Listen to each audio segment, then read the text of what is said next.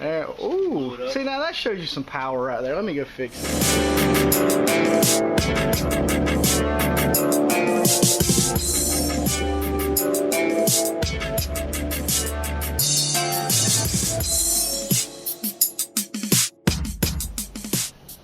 What we got here is a catch box we're shooting into so that you can shoot all you want, a volume of shots, without throwing your rounds away, which can be kind of, costly if you're in a situation where you're shooting a lot and you want to learn how to shoot. You really need a catch box. So what we've got back there is a big metal box in the back, and it's got a little blanket in the inside. It's got targets, and so everything that misses or hits, it just stays in the box. So we just go retrieve our ammo. So it's a great way to shoot and recover and retrieve your ammo. Years and years ago, we used to shoot with impunity and never even worry about throwing our rounds away. But by today's standards, everything is expensive. Everything costs money. It's not that expensive, but it still is costly. And if you don't have a catch box, then you need to have a big blanket or something like that, available to you. Make something you can make at home to shoot into. A couple of blankets, like a blanket in about a foot space, and then another blanket behind it tied onto a clothesline or something like that, and shoot into that. If it passes through the first blanket, it'll slow it down enough to where the second blanket catches it and it drops to the ground, and you can go recover your rounds that way. So those are things that you can use and do at home. Make your own catch boxes. But anyway, this is just our catch box, and this is our technique. So I shoot a little bit more. You can watch. See what I can do. I'm starting to get warmed up now. Actually, the thing about these big tubes is it does take a warm up. I mean, you really need to shoot for about 10 or 15 minutes before you're really going to catch that looseness that you need, that warm feeling in your muscles. It's a lot like weight training, and the first 10 minutes of weight training is very tough.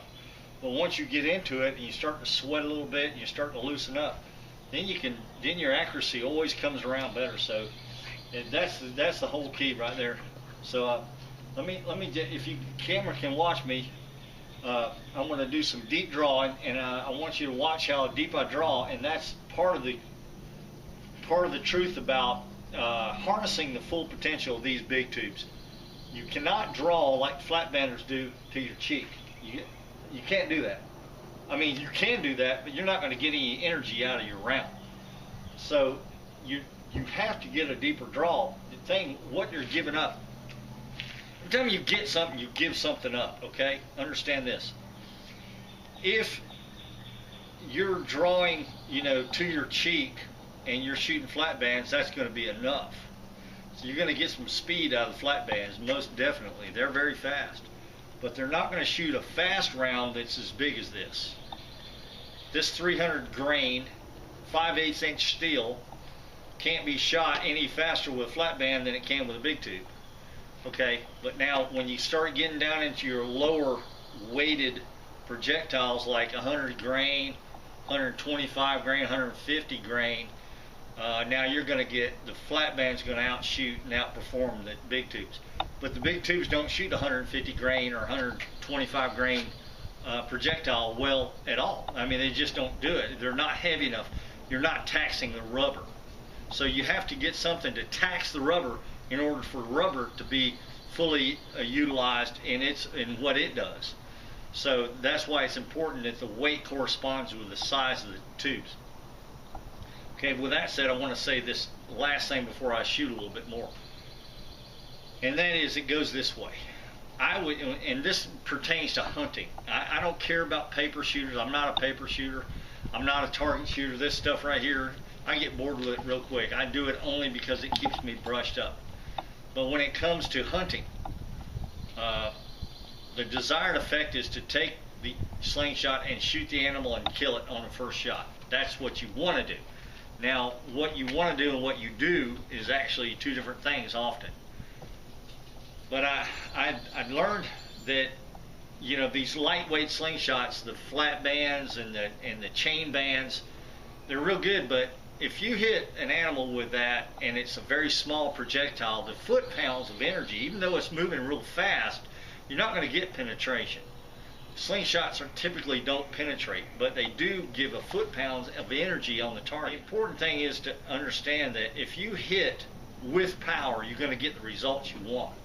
But if you make a hit with a very small projectile and no power, it's the same as a miss, but actually it's worse because you've now hurt the animal and he's run off on you and you haven't done what you wanted to do with him. So the saying goes this way, and I came up with this years ago and I say it again. I would rather miss with power than hit without power.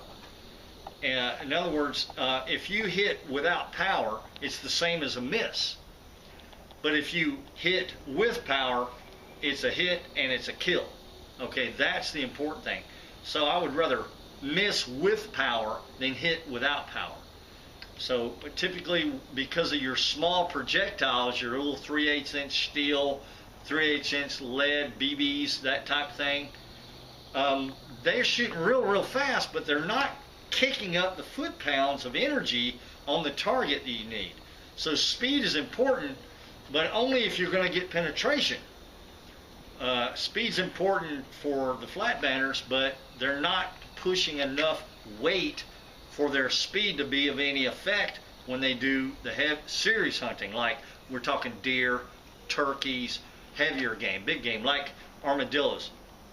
Now this 5/8 inch steel will not go all the way through an armadillo, but it will penetrate an armadillo. I can penetrate an armadillo with this 5/8 steel. Now I can take a 45 conical slug from a pistol bullet and go through both sides of an armadillo with this slingshot. But that's me. Most people, have to take time, and it depends on your draw. So the deeper you're drawing, the more energy you're going to produce on the target. So now I'll try and get to that now, and I'll shut up.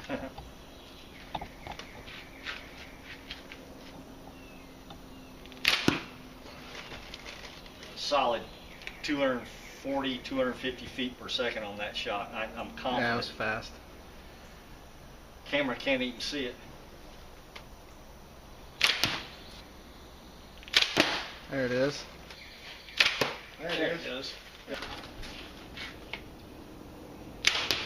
Blew it up. Anyway, so that's a short demo of some of the shooting, and keep in mind you're talking about deep draw, and what I'll do is I'll shoot this way.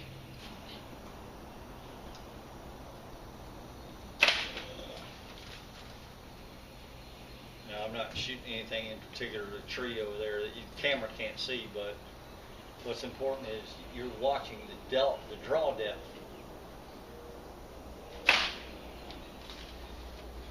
Definitely pushing it downrange fast. Got a lot of speed on that round.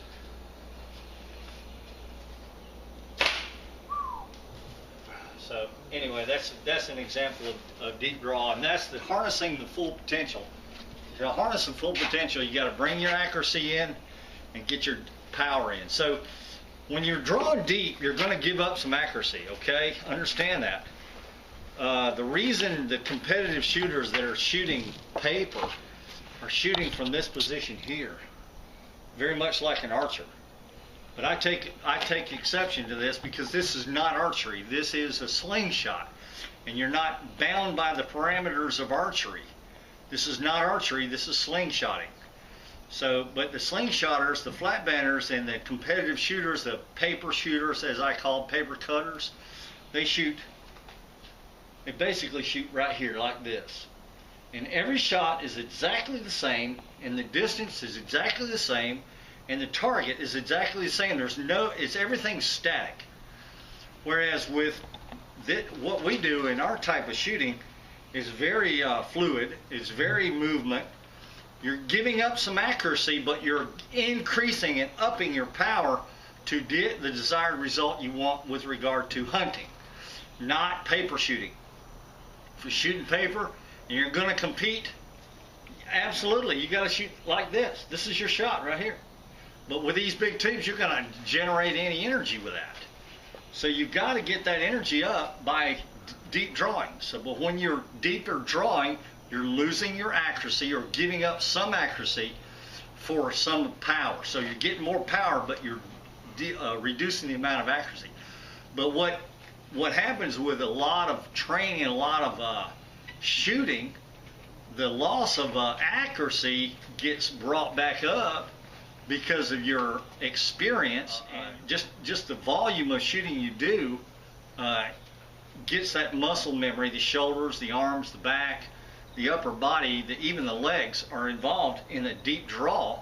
So because you do that so repetitively, that's when you're going to get your accuracy back. So you can bring your accuracy back when you're deep drawing if you do it enough. So that's the key. And so you, like I said before, the deep drawers, the ones that are doing what we call in the slingshot world full butterfly, and I'll do it here. That was basically a full butterfly, okay? Now full butterfly, anytime you're doing that kind of shooting, you're going to give up accuracy, but you're going to get your power out of it. So what I've learned how to do is keep my power, get my power up through the full butterfly, and from the volume of shooting, get my accuracy back that I'm losing from the full draw. If that makes sense to you, I hope it does. Anyway, I'm Madison Parker from Equipped to Endure, and I hope that this short video has been helpful to you, whoever's out there that's interested in this slingshot thing. And we'd love to have you come share these skills, teach you some of these skills, how to use the slingshot in a field craft wilderness setting. And I hope you've enjoyed this video, and remember, if you're not always prepared, you're never prepared.